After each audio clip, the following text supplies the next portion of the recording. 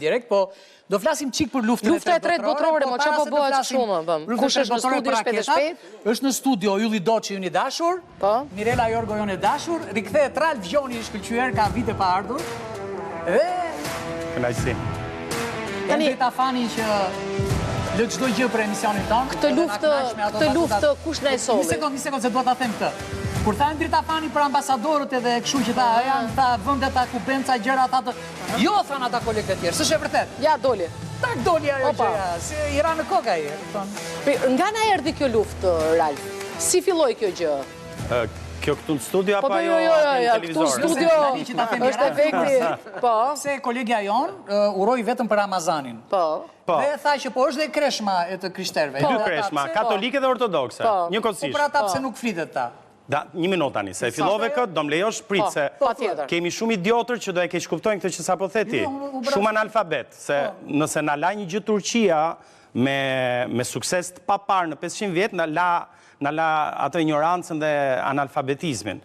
Pikrisht që njerëzit sot më thonë mua që Skënderbeu ishte tradhtar, më thanë para ca ditësh në një qoftëri. Është me fjalë është histori e vërtet.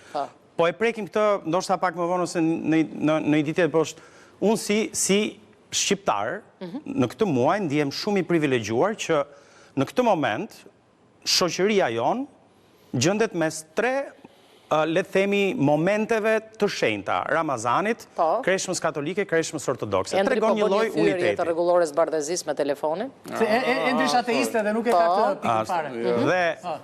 Dhe mendoj që duhet të ketë një respekt reciprok që në bulevard kur dalim, mos ketë vetëm Ramazan, ketë edhe kreshma.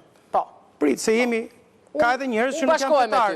Unë bashkohem me ty. Tani nga erdhi kjo luftë, se kjo lidhet, kjo banderola, ignoranca e atij robit që më thot mu që Skënderbeu është tradhtar dhe që nesna e kanë imponu fen turku, se duan me nxjerr turkun dhe otomanin atë Osmanin si të mirë, si një pushtues benevol që na erdhi dhe me integritet, me kredibilitet dhe na dha mend dhe na dha qytetërim, na avancoi, ne provinca e Qelbur, këtu që as s'na pirte njëria nga Stambolli, se të gjitha i morën për vete. Janë tamam si telenovela turke, vetëm intriga, vetëm pisliqe, vetëm të ndyra, vjera, historia, gruaja, kjo, ajo.